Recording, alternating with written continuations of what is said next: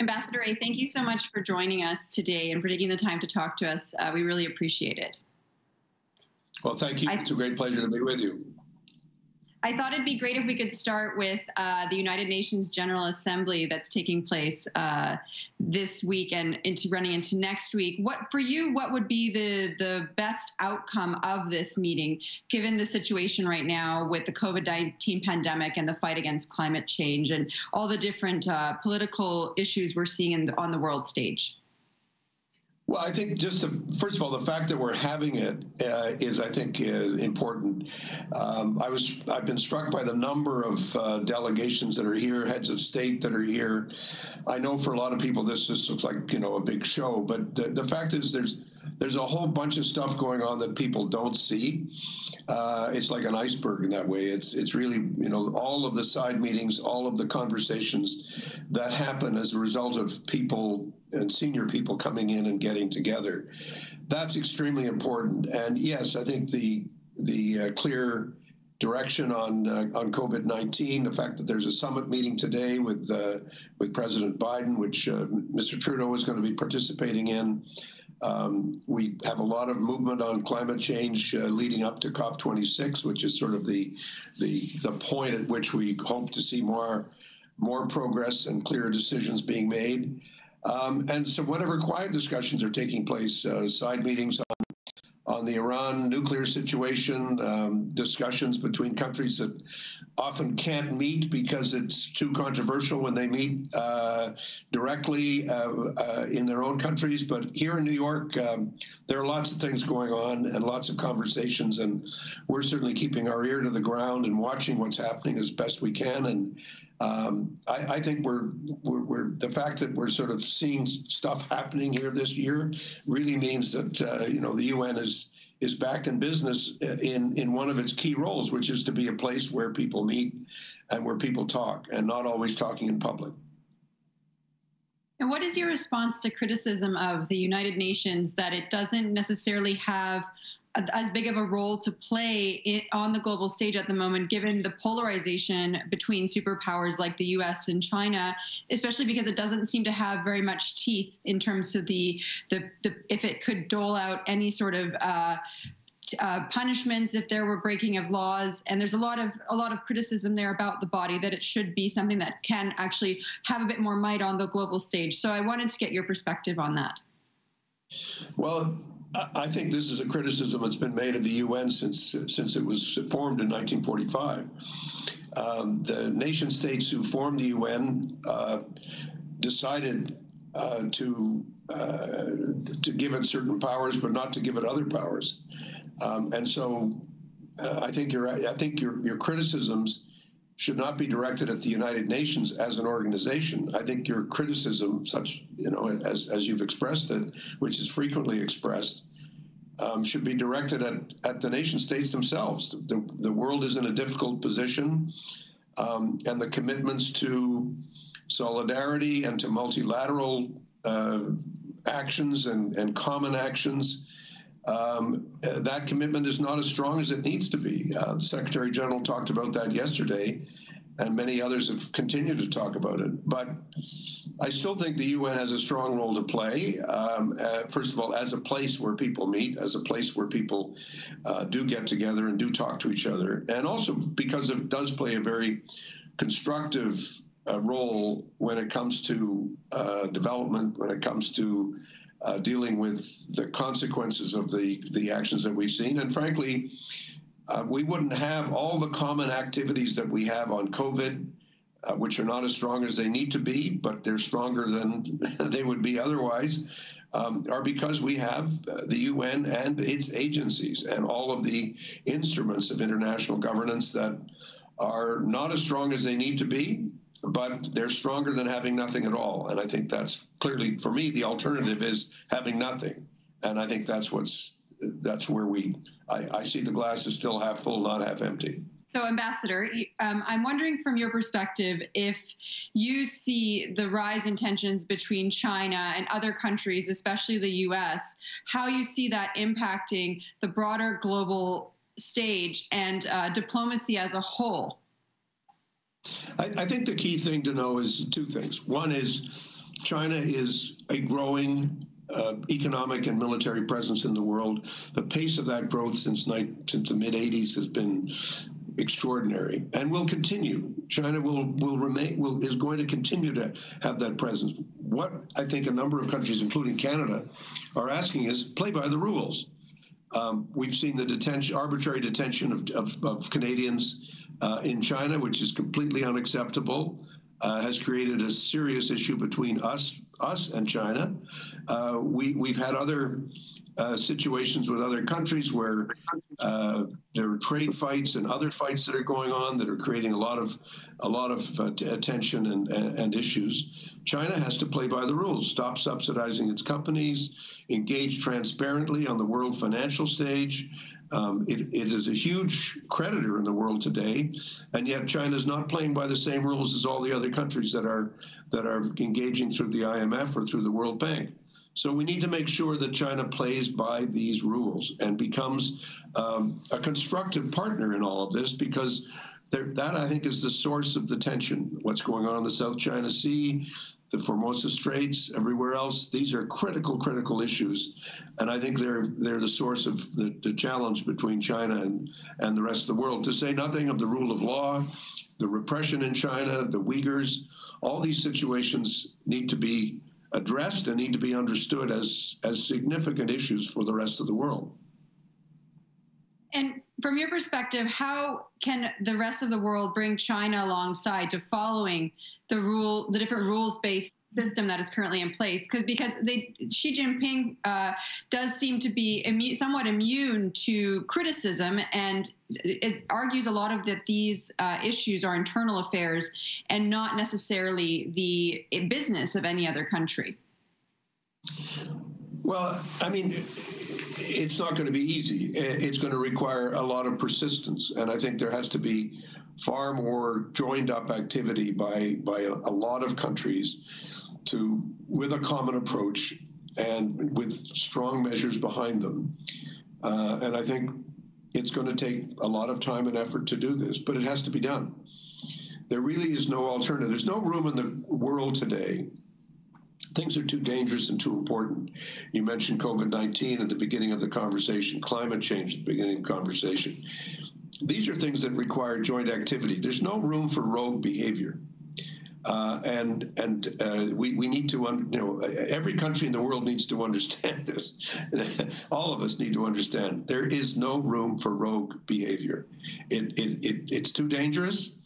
And it threatens the stability of the world economy. It threatens the stability of the globe, and we need to understand. Everyone needs to understand this. Whether we look at pandemics, whether we look at climate change, everybody has to be part of the solution, and that's the approach we have to take. And when it comes to climate change, Canada is the only G7 country that has seen its emissions rise over the last few years.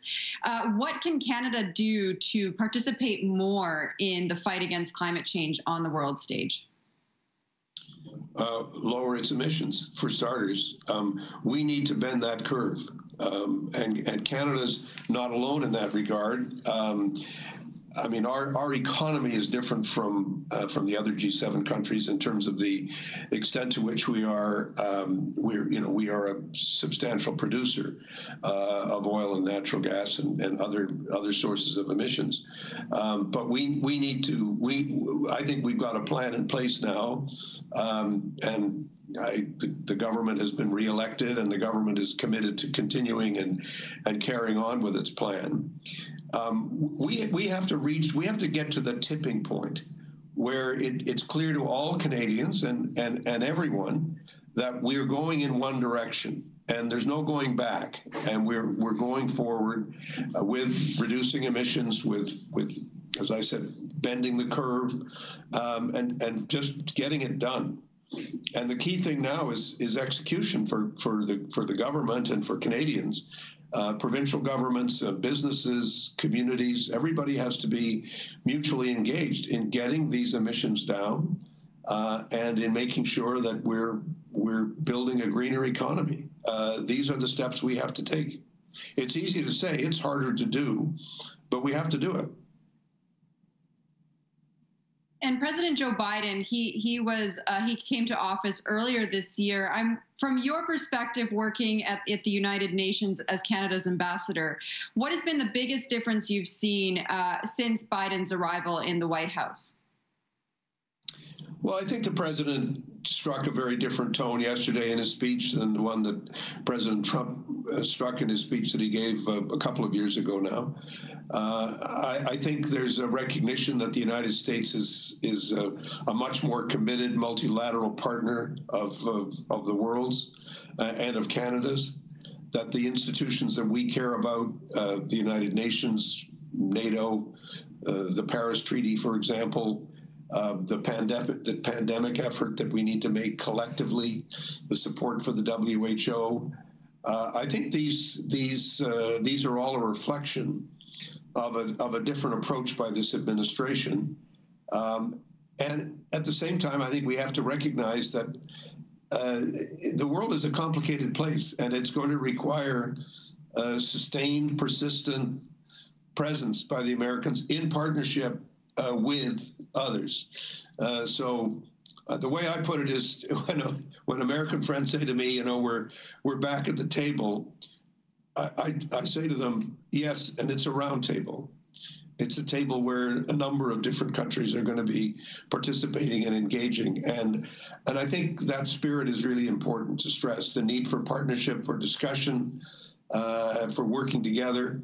But I think we've seen this week, I think we've already seen on climate change and on COVID, for example, that the Americans are leading by example. And I think the announcements that are being made today on vaccines are a very, very strong indication that the Americans understand that they're not simply telling other people what to do. They are increasing themselves vaccine production and vaccine export.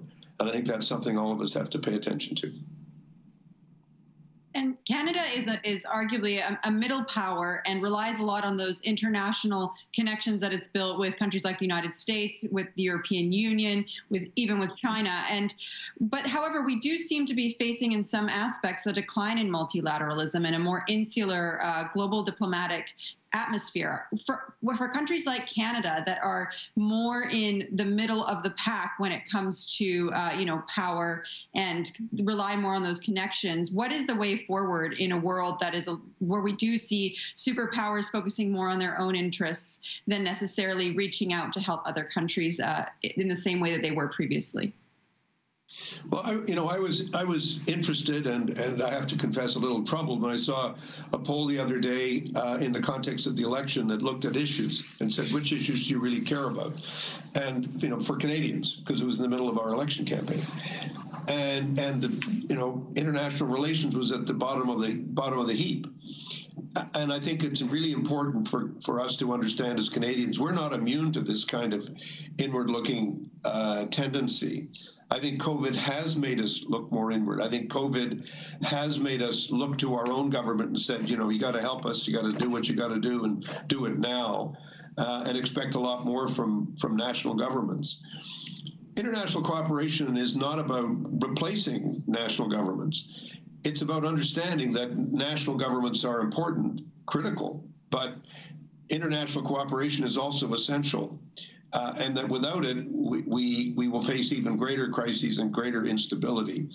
And you're quite right. We're not multilateral because it's a nice thing to do as Canadians. We don't have a ton of commitments to treaties and to organizations. We're a member of just about every organization in the world.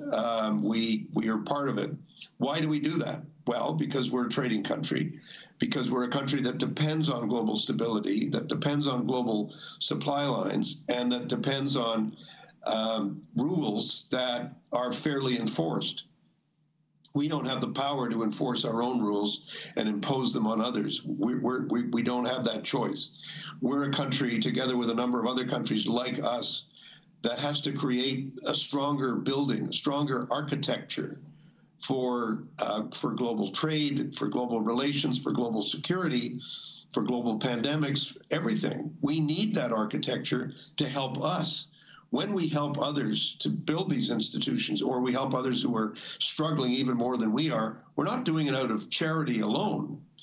I mean, charity is important. I mean, empathy is a critical human emotion. But we're also doing it out of self-interest. We're doing it because this is how we do better as a country. And I think it's really important to keep reinforcing the connection between solidarity and self-interest, between empathy and self-interest. We're not doing solidarity and empathy because we want to be nice guys and everybody, we want everybody to like us.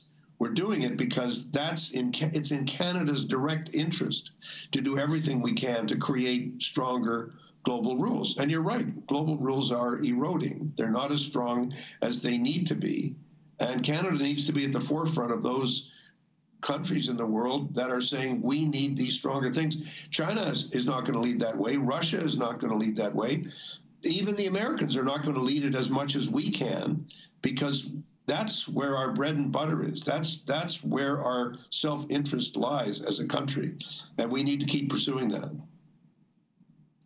Canada's closest relationship in the world is with the United States. And there has been sort of in Ottawa a sense of a return to normalcy under the Biden presidency. And I wanted to get your perspective on the current state of U.S.-Canada relations under Biden and now the re-election of Trudeau. Well, I think, first of all, there is a stronger personal relationship between the president and the prime minister. And if you go back and look at our history, you will find that having a good personal relationship between those two individuals is extremely important. We can all look at examples of how that was the case. That President Reagan and Prime Minister Mulroney, President Clinton and Prime Minister Chrétien, two of the examples that come to mind.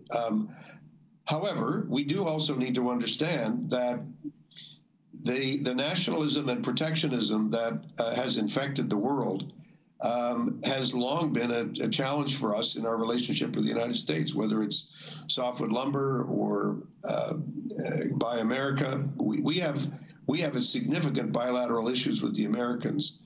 And those are a challenge for us, and they're not just irritants. I mean, those are significant problems for us.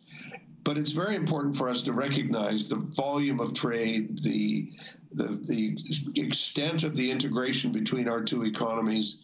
I'm hoping we can move faster on the movement of people. I think that's something that's good for us and good for the United States. I think the sooner we can get our vaccination levels up on both sides of the border, this is, we I think have been able to move further than the U.S., not faster, because they were faster out of the gate than we were, but we've actually now long surpassed them in our vaccination rates, which are critical. But all these things need to come together. But I stress that not just U.S.-Canada, but the NAFTA relationship, all these things need to be strengthened. I'm a great believer in going beyond self-interest and looking at how we can create better and more open and transparent relations with all of our partners. But you're quite right. Our relationship with the United States is the most important bilateral relationship that we have.